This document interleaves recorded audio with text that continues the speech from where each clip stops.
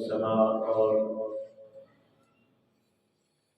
دربار رسالت پاک صلی اللہ علیہ وآلہ وسلم میں درود و سلام ہدیہ عقیدت عرض کرنے کے بعد واجب الاحترام معزز محتشم سامعین ناظرین کرام، آج کے جمعہ المبارک پہ ارکان اسلام کا ایک اہم رکن، لازمی اور ضروری اور فرض رکن نماز کے متعلق بیان ہے۔ آج کا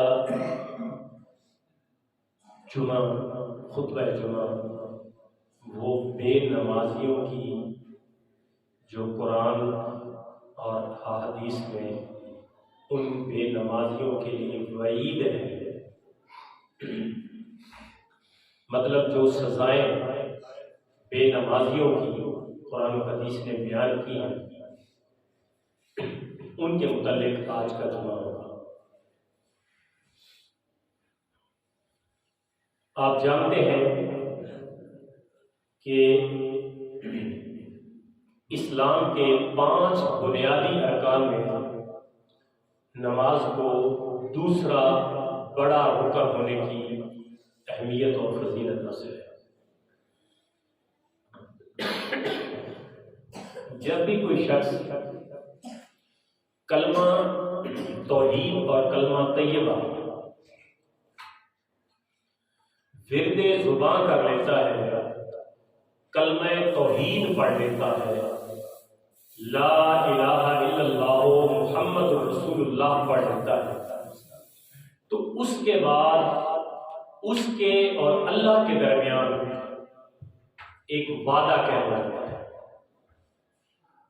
ایک وعدہ، ایک عہد قائم ہو جاتا ہے، اور وہ عہد یہ ہے کہ یا اللہ میں نے تجھے وحدہ لا شریک مان لیا، اب اس کے بعد جو تیرا حکم ہے وہ میں مانوں گا، اور اللہ کے تمام احکام کسی شخص پہ فردی طور میں، انفرادی انڈیویجول طور میں، تمام احکام میں جو پہلا حکم ہے وہ نماز کا ہے۔ اس لیے اسلام کے جو بنیادی ارکان ہیں ان میں نماز کو پہلے درجے پہ رکھا گیا، اور پھر اگر قرآن پاک کا آپ مطالعہ کریں، اللہ کا یہ کلام پڑھیں آپ، تو اس کی اہمیت کا اندازہ آپ یوں لگا سکتے ہیں کہ قرآن حکیم میں نماز پڑھنے، نماز کی پابندی کرنے اور نماز با جماعت پڑھنے کے لیے تقریباً 700 مقامات کے اللہ نے حکم ارشاد فرمایا ہے۔ اندازہ لگا کتنے مقامات پہ؟ 700 مرتبہ، 700 کم و بیش مقامات پہ نماز پڑھنے کی تاکید فرمائی اللہ نے۔ اب کسی چیز کا اگر بار بار ذکر کرے تو اس کی اہمیت زیادہ ہوتی ہے، تو اللہ تعالیٰ اپنے قرآن میں، کلام میں بار بار نماز کا ذکر فرما کے اس چیز کو لوگوں کو بتانا چاہتا ہے کہ لوگوں نماز کی بہت زیادہ اہمیت ہے۔ آج چونکہ نماز کی فضیلت آپ سنتے رہتے ہیں، نماز پڑھنے کے اجر بھی سنتے رہتے ہیں، آج دوسری طرف کا رخ ہم دیکھتے ہیں، نماز نہ پڑھنے سے کیا ہوتا ہے، نماز نہ پڑھنے کے متعلق قرآن کیا کہتا ہے۔ میں نے خطبے میں سورہ مدثر کی آیت نمبر 39 سے لے کر آگے 4-5 آیتیں تلاوت کی ہیں جن میں بے نمازیوں کا ذکر ہے۔ آپ غور سے سنیں قرآن بے نمازیوں کے متعلق کیا فرماتا ہے۔ اللہ رب العزت نے اپنے پیارے کلام میں، لا ریب کلام میں، قیامت تک ہدایت اور روشنی والے کلام میں ارشاد فرمایا، فی جنات یتساءلون عن المجرمین ما سلککم فی سقر قالوا لم نک من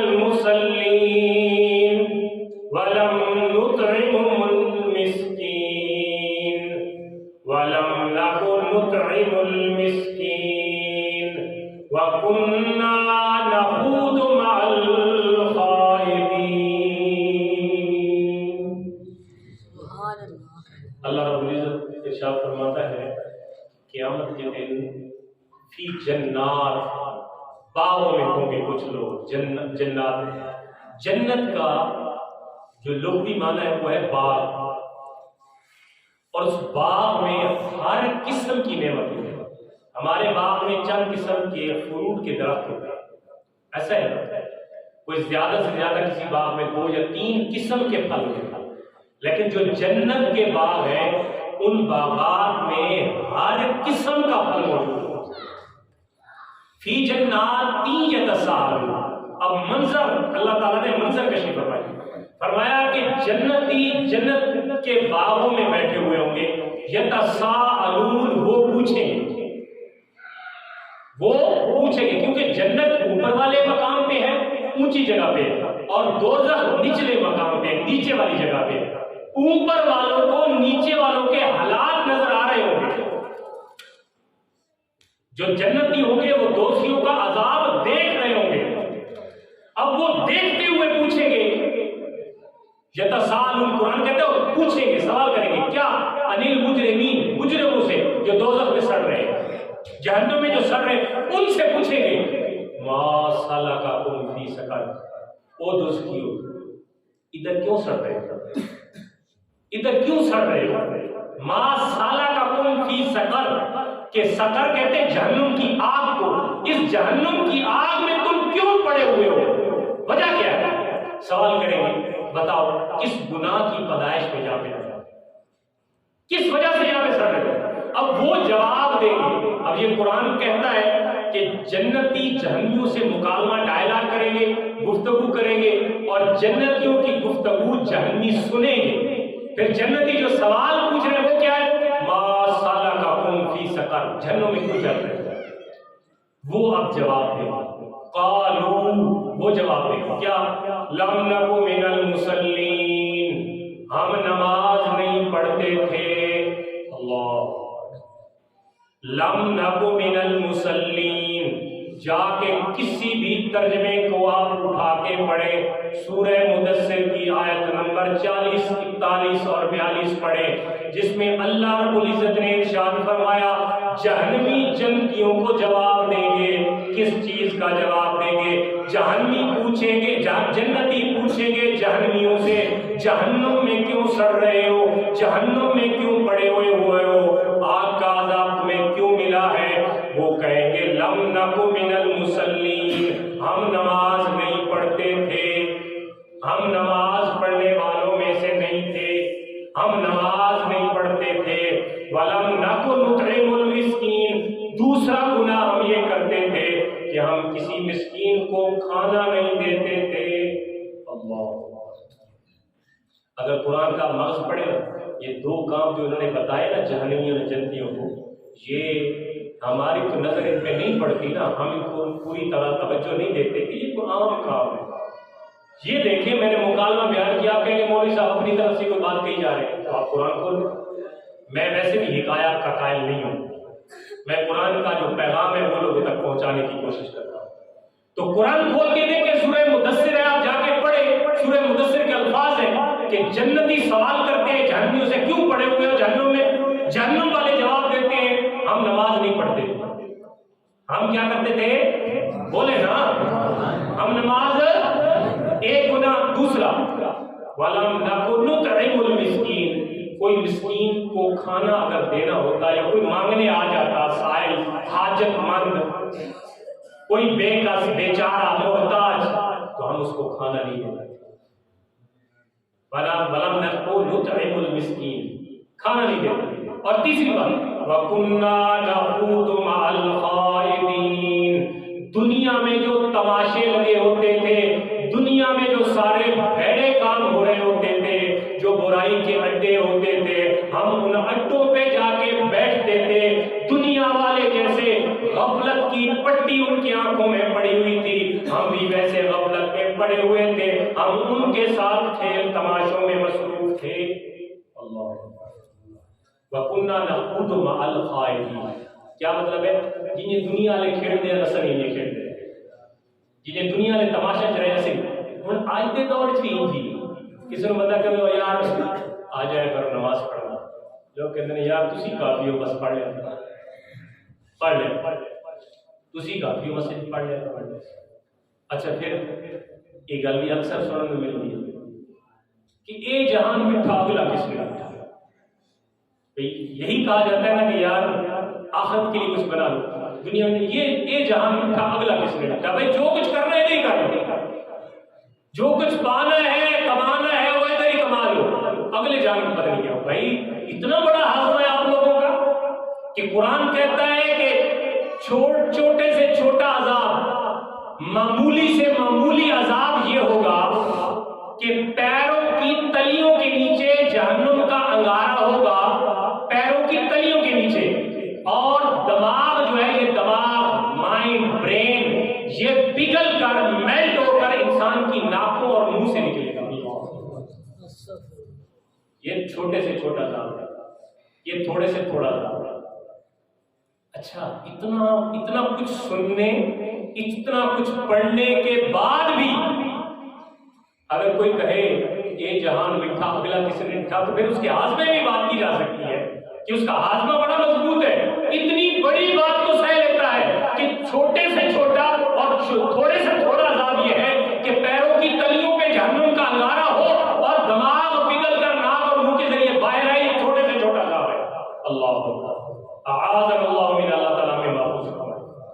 تو یہ چھوٹے سے چھوٹا عذاب جہنم کا یہ, اور بڑے سے بڑے عذاب کی تو پھر آپ خود اندازہ لگا سکتے ہیں.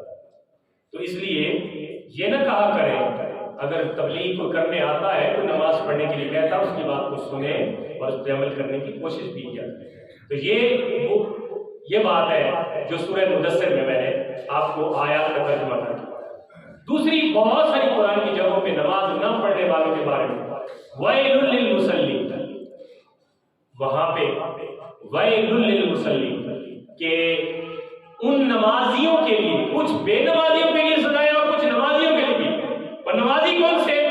وَيْلٌ لِّلْمُصَلِّينَ, ان نمازیوں کے لیے ویل وادی ہے. ویل ایک جہنم کی وادی ہے, جس طرح جنت کے درجات ہیں, دار الخلد, جنت السلام, جنت الفردوس, اعلیٰ علیین, جیسے یہ درجے ہیں ایسے جہنم کے بھی درجے ہیں. تو ویل ایک جہنم کی وادی ہے. تو کہا ویل للمصلین, مصلی کہتے ہیں نماز پڑھنے والے کو, ہمارے والا مصلی نہیں ہے. مصلین ان نمازیوں کے لیے ویل ایک وادی جہنم ہے. وہ ہے کون سے؟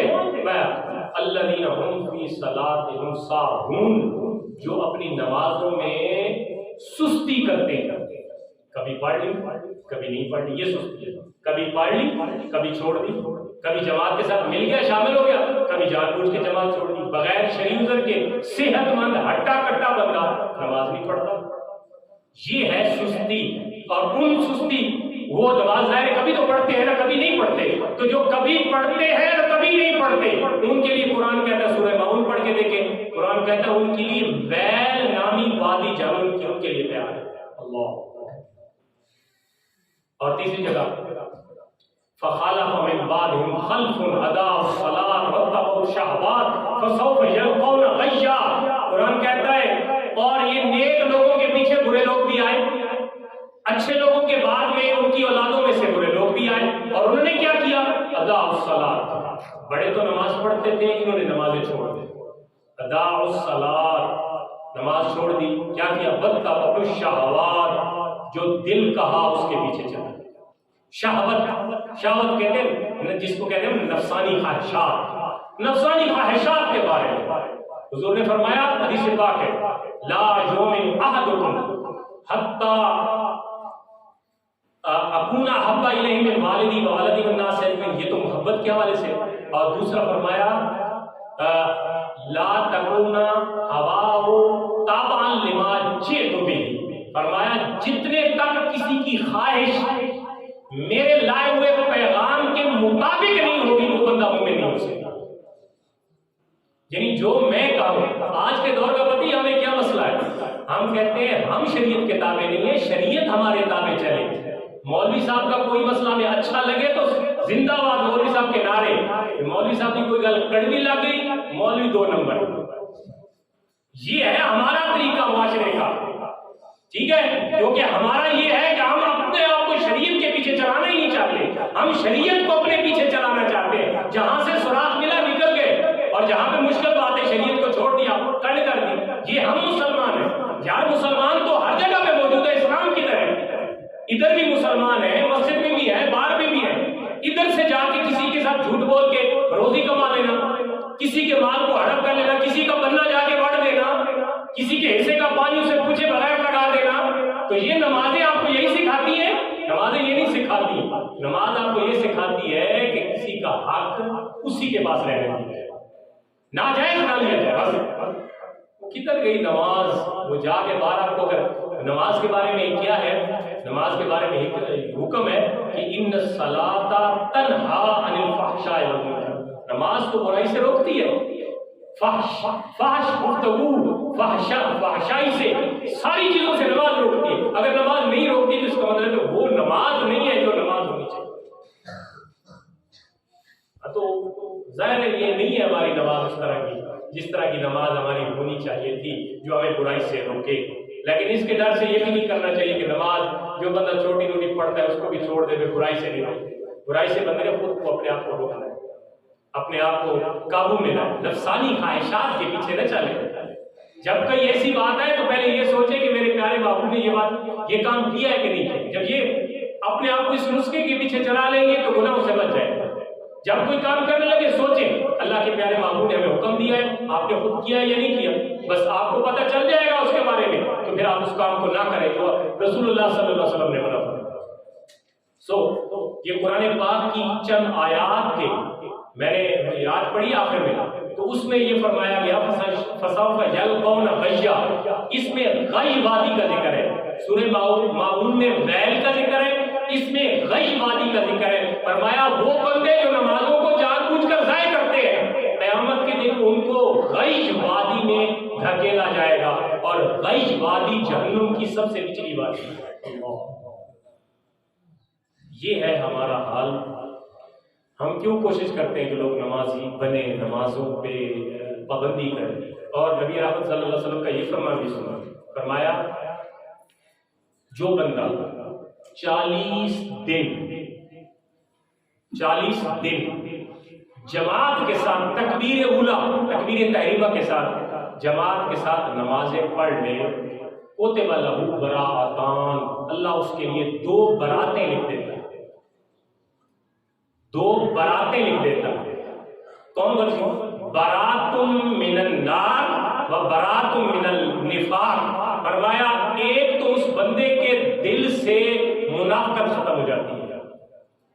کیا ختم ہو جاتی ہے؟ منافقت. یہ بہت بڑی بیماری ہے ہمارے دور میں.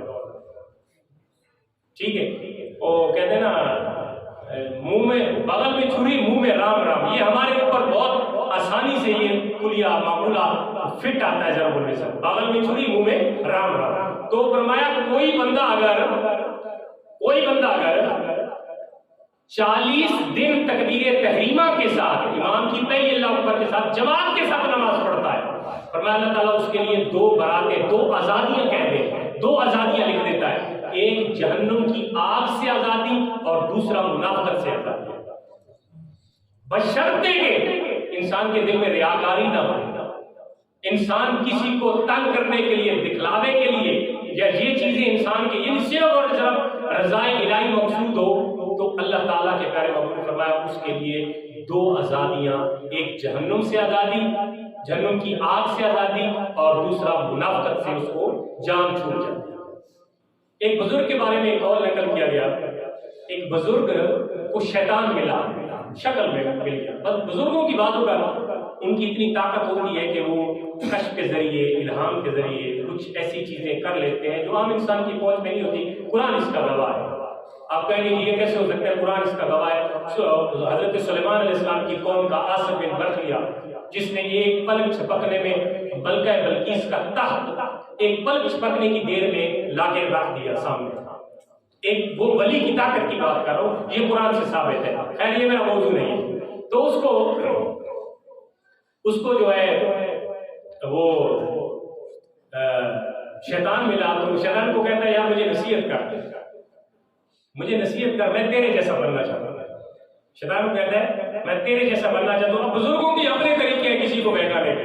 میں تیرے جیسا بننا چاہتا ہوں، مجھے کوئی نصیحت کر۔ شیطان بڑا خوش ہو کہتے پہلے تو میری مانگتا نہیں تھا، آج میرے جیسا بننے کی کوشش کر رہا ہے، آج میرے جیسا بنے۔ جیسے میں نے کہا نا ایک تقریر میں نے کہا کہ ہم میں سے ہر بندہ پردوغلو تو بننا چاہتا ہے، لیکن ارطغرل کوئی بھی نہیں بننا چاہتا۔ سچائی کا ساتھ ہی کوئی نہیں دیتا، منافقت کا ہر کوئی ساتھ دیتا ہے۔ صحیح بات ہے، کردار دیکھتے ہو تو عمل بھی کرو نا، کردار دیکھتے ہو تو اس کو سمجھو بھی صحیح۔ تو وہ کہتا ہے میں تیرے جیسے بننا چاہتا ہوں، تو مجھے نصیحت کر۔ کہتا ہے دو باتیں، صرف دو باتیں، عمل کر لے میرے جیسا بن جائے۔ کہتا ہے کون سی؟ کہتا ہے نماز میں سستی کیا کر اور جھوٹی قسمیں کھا لیا کر۔ جھوٹی قسمیں، قسم پہ قسم، کوئی چیز بیچنی ہو تو قسم، کوئی بات کرنی ہو تو قسم، جھوٹی قسمیں کھائی جایا کر اور نماز میں سستی کیا کر۔ کبھی پڑھ لی، کبھی چھوڑ دی، کبھی نہ پڑھی بالکل۔ یہ دو کام کر، تو میرے تو پہ میرا پیو بڑھ جائے گا، تو میرے تو یقین نکل جائے گا۔ دو کام کر لے۔ اب بندہ تھا بزرگ، اس نے کہا چلو اس سے میں نے بات تو نکلوا لی ہے، کس طریقے سے یہ بہکاتا ہے؟ کہتے ہیں میں اللہ سے وعدہ کرتا ہوں، میں اللہ کی قسم کھا کے کہتا ہوں آج کے بعد میں کبھی نماز بھی نہیں چھوڑوں گا اور قسم بھی نہیں کھاؤں گا۔ سبحان اللہ۔ اس کو میں نے پھنسا لیا نا، بزرگوں میں نے بولا ہے نا اپنا طریقہ، کہتے ہیں اس کو میں نے پھنسا لیا کہ یہ کیسے کرتا ہے، لوگوں کو کیسے بہکاتا ہے۔ کہتے ہیں آج کے بعد میں جھوٹی قسم بھی نہیں کھاؤں گا اور نماز میں بھی سستی نہیں کروں گا۔ تو شیطان ہے کسی کہتا ہے بندہ بڑا فنکار نکلا ہے، آئندہ میں کسی انسان کو نصیحت بھی نہیں کروں گا، آئندہ میں کسی انسان کو نصیحت بھی نہیں کروں گا۔ ہماری جو قوم ایسی ہے، نصیحت کرو تو الٹا لا کے پہن دیے، یہی بات ہے پوری قوم کی۔ وہ کہتا ہے میں انسان، آج تو میں بھول گیا ہوں، انسان کو میں نے نصیحت کر لی انسان کو، اور انسان بھی کامل انسان تھا۔ اس نے کہا جو تو نے مجھے کہا ہے نا آئندہ میں یہ نہیں کروں گا، نماز میں سستی نہیں کروں گا، جھوٹی قسمیں نہیں کھاؤں گا۔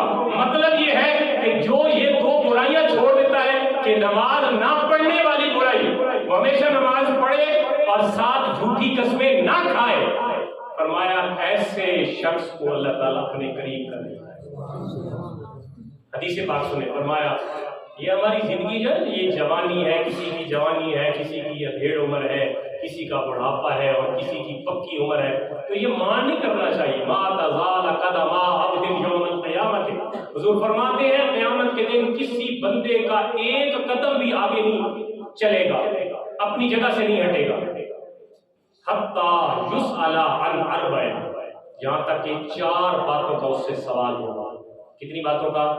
بولے کتنی باتوں کا؟ 4 باتوں کا اس سے سوال ہوگا۔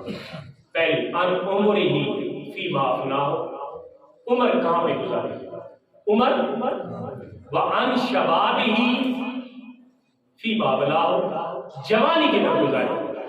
اب بات قابل غور ہے، پہلا سوال ہوگا پوری عمر، یہ نہیں کہ اس میں جوانی کا حصہ نکل جائے گا، نہیں، پہلی کہ پوری عمر کدھر گزاری، جب تو بالغ ہوا اس وقت سے لے کر مرنے تک کیا کرتا رہا، پہلا سوال۔ دوسرا ان شبابہ فیما بلاہ، اپنی جوانی کے دن کدھر ضائع کیے، جوانی کتنے گزارے، ٹھیک ہے۔ وہ شیخ سعدی رحمۃ اللہ علیہ فرماتے ہیں دار جوانی توبہ کردن شیوائے پیغمبری، وقت پیری گرگ ظالمی شبد پرہیزگار، کہ وقت پیری بڑھاپے میں تو چنگا خونخوار بھیڑیا جو ہوتا ہے جس ساری زندگی لوگوں کی بکریاں پھاڑیاں ہونا، تو وہی کہتا ہے میں نے تو کچھ کیا ہی نہیں۔ وہ کہتا ہے وقت پیری گرگ ظالمی شبد پیری، وقت پیری میں تو نمازیں آتی ہیں اور کام ہی کوئی نہیں ہوتا، میں دار جوانی توبہ کرتا ہوں شیوائے پیغمبری، جوانی میں اگر کوئی بندہ اللہ کے راستے میں جھک جائے تو یہ پیغمبروں کا طریقہ ہے۔ دوسرا جوانی کا علیحدہ سوال ہوگا، یہ یاد رکھیے، اس لیے یہ بہت زیادہ قیمتی ایگزام ہوتے ہیں، اس میں اللہ تعالیٰ سے دوری مت کیجیے گا، نمازوں سے دوری، مسجد سے دوری، خطبوں سے دوری، تقریروں سے دوری، یہ مت کیجیے گا، بلکہ کیا کرنا ہے، قریب آئے، مسجد کے قریب آئے، مسجد میں وقت گزارے، کیونکہ اب جوانی کا جب سوال ہوگا تو آپ یہ کہہ سکیں کہ مولا جوانی کا زیادہ تر حصہ میں نے مسجد میں گزارا۔ اگر جوانی کا زیادہ تر حصہ جھوٹ کے اڈے میں گزرے گا، تماشوں میں گزرے گا، میچوں میں گزرے گا، ساری جوانی کے ایام قیمتی دن فضولیات میں گزرے گا، پھر کیا کرنا ہے، وہاں پہ کیا جواب دینا۔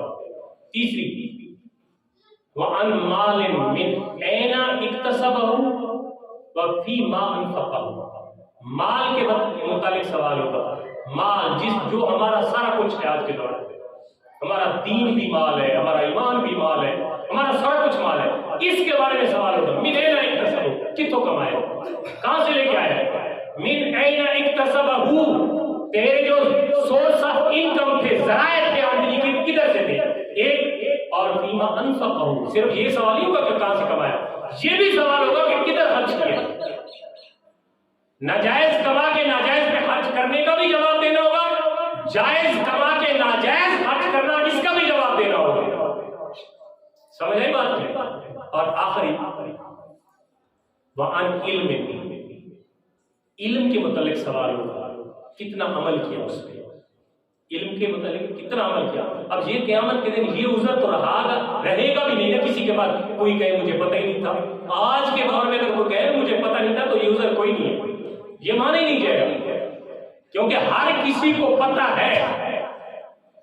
فرمایا علم کے متعلق سوال ہوگا کہ کتنا عمل کیا، یہ 4 سوال ہوں گے، اور اس میں میں نے بتایا اس میں وقت ضائع کرنے کی گنجائش نہیں ہے۔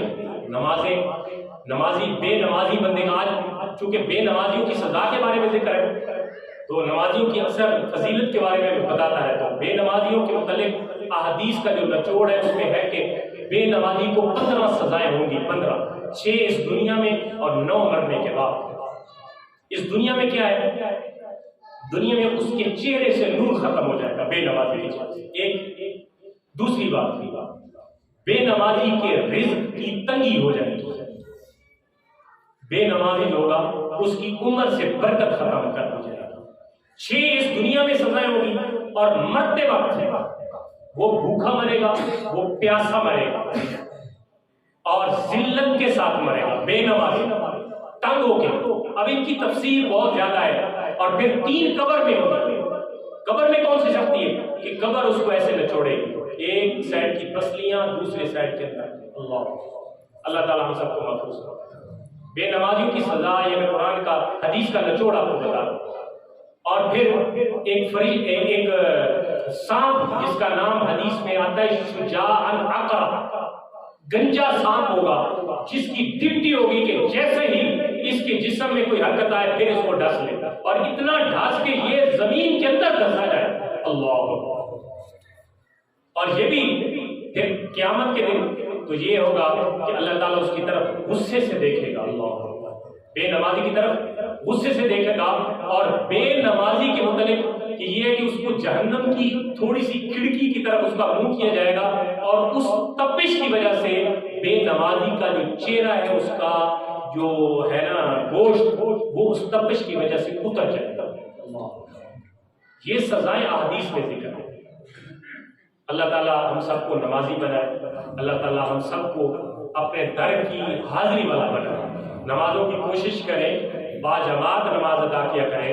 یہ میں نے موضوع اس لیے رکھا کہ نماز کی فضیلت تو آپ کو پتہ ہے کہ ایک جماعت کے ساتھ ایک کے بدلے میں 27 کا درجہ ملتا ہے، تو یہ پتہ نہیں ہے کہ نہ پڑھنے سے کیا وبال ہمارے اوپر آتا ہے۔ نہ پڑھنے سے نعوذ باللہ یہاں تک کہ کہا گیا کہ بے نمازی کی نحوست سے شیطان بھی پناہ مانگتا ہے۔ وہ کہتے ہیں میں نے تو ایک سجدہ نہیں کیا تھا، میرا یہ